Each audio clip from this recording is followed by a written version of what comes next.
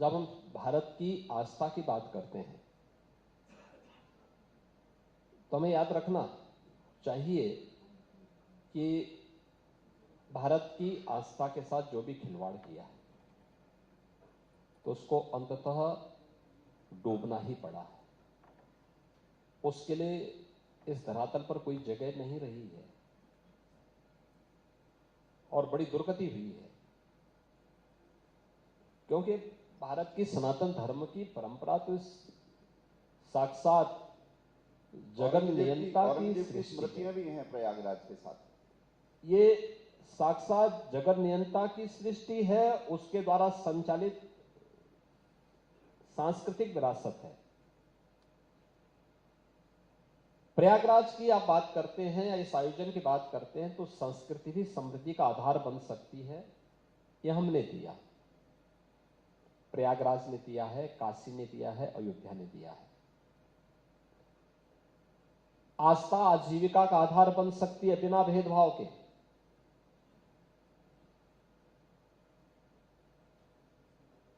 वे हजारों टैक्सी चालक हैं, बस चालक हैं, या फिर एरोप्लेन के पायलट हैं, या कर्मचारी हैं, या व्यापारी हैं, अलग अलग तबके के हैं। किसी की कोई जाति देख रहा है क्या? किसी का मत और मजहब देख रहा है? ये सब जाति मत मजहब से जुड़े हुए लोग हैं, सभी लोग हैं, कोई भेदभाव किसी के साथ नहीं। तो आजीविका इस आस्था से पनपी एक, तो भेदभाव उसमें किसी के साथ नहीं हुआ और हर व्यक्ति ने उसके अनुरूप वहां पर आस्था का जिसने सम्मान किया उसने उतनी ही अर्थव्यवस्था के साथ भी वो जुड़ा, उतना ही उसने आर्थिक लाभ भी वहां कमाया। ढेर सारे उदाहरण प्रयागराज के माध्यम से आप देख सकते हैं।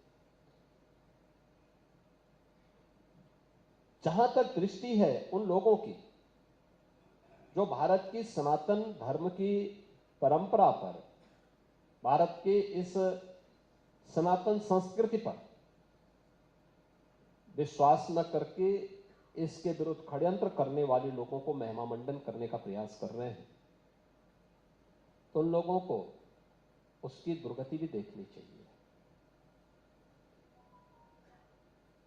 मुझे नहीं लगता है कि कोई व्यक्ति बहुत शुद्ध भाव के साथ इस बात को कह रहा हो। देखिए, मानसिक रूप से विकृत कोई व्यक्ति ही औरंगजेब को अपना आदर्श बना सकता है। मुझे नहीं लगता है कि कोई मानसिक रूप से परिपक्व व्यक्ति या बुद्धिमान व्यक्ति औरंगजेब जैसे क्रूर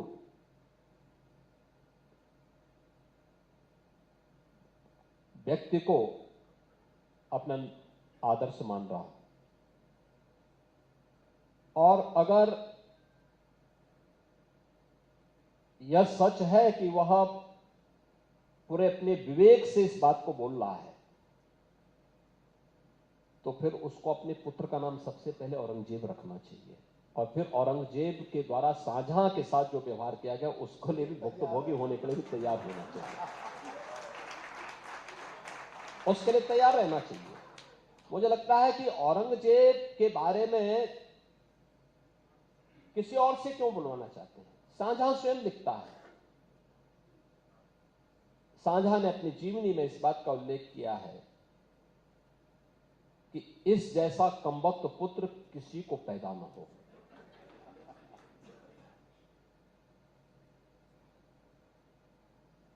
यह शाहजहां कहता है और वो कोसता है औरंगजेब को कि तुझसे अच्छा तो वह हिंदू है जो हिंदू जीते जी तो अपने बुजुर्ग मां बाप की सेवा करता है और मरने के बाद वर्ष में एक बार श्राद्ध और तर्पण के माध्यम से अपने पितरों को जल देता है।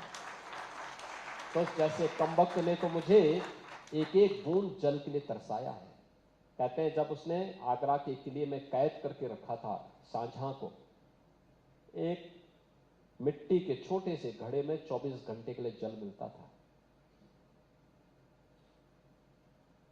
तड़प तड़प करके उसकी मौत हो गई। औरंगजेब वही व्यक्ति है जिसने अपने भाई को कत्लेआम किया था। अगर किसी को औरंगजेब पसंद है तो रखें, बहुत शान से अपने परिवार के लोगों का नाम, अपने बच्चों का नाम रखें। मैं उनको पहला उनको मुबारकबाद दूंगा, इसके बारे में बधाई दे दूंगा उनको कि तुमने अच्छा किया, अब इसका परिणाम भी भुगत लो। ईश्वर उनको सद्बुद्धि दे, वे भारत के नायकों का सम्मान करें, भारत के प्रति क्रूर भाव के साथ कार्य करने वाले ऐसे लोगों का नाम न लें। ये नया भारत है। नया भारत भारत की आस्था का भी सम्मान करना जानता है। नया भारत भारत को दुनिया की सबसे बड़ी अर्थव्यवस्था के रूप में स्थापित करना भी जानता है। और भारत के अंदर भारत की आस्था को नुकसान पहुंचा करके भारत की आस्था के साथ खिलवाड़ करने वाले तत्वों को जवाब देना भी जानता है। अयोध्या में राम जन्मभूमि पर, मर्यादा पुरुषोत्तम प्रभु श्री राम की जन्मभूमि पर 500 वर्षों के बाद वहां पर प्रभु रामलला का विराजमान होना, 2024 में यह कार्य होना, जनवरी 2024 में और जनवरी 2025 में महाकुंभ प्रयागराज का आयोजन इसके उदाहरण हैं। और आने वाले समय में ऐसे बहुत सारे उदाहरण उन लोगों को देखने को मिलेगा। मुझे लगता है कि उन सभी लोगों को मैं कहूंगा, समय आ गया है। ये पूरी सदी भारत की सदी है। दुनिया भारत का अनुसरण कर रही है। भारत के प्रधानमंत्री के रूप में मोदी जी दुनिया के अंदर जहां जा रहे हैं, पूरी दुनिया उन्हें हाथों हाथ लेकर के उनके सम्मान के माध्यम से अपने आप को अभिभूत करके गौरव की अनुभूति करती है। नया भारत एक नई दिशा में आगे बढ़ चुका है। विकसित भारत बनने की ओर अग्रसर है और विश्व के कल्याण का मार्ग यहीं से प्रशस्त होगा। अच्छा होगा कि उन लोगों को अपने पूर्वजों को ढूंढना पड़ेगा और उनके लिए सबसे अच्छा उदाहरण अभी हाल ही में इंडोनेशिया के राष्ट्रपति के द्वारा जो बयान दिया गया, बहुत महत्वपूर्ण बयान है। इंडोनेशिया दुनिया में सर्वाधिक मुसलमान रहता है। इंडोनेशिया को जो नेशनल फेस्टिवल है वो रामलीला है। करेंसी जो वहां की चलती है, मुद्रा जो चलती है वहां की, वह गणपति के नाम पे चलती है। एयरलाइंस गरुड़ के नाम पर है, भगवान विष्णु की सवारी।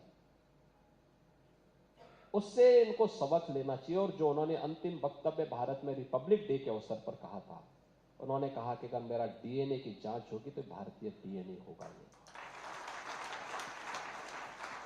जो भारत का खा रहे हैं, इनको अपने इस डीएनए को जांच करके तब बोलना चाहिए। उन विदेशी आक्रांताओं को महिमामंडन करना बंद करें, अन्यथा संबल जैसे सच जब सामने आएंगे तो कहीं मुंह दिखाने लायक नहीं बचेंगे।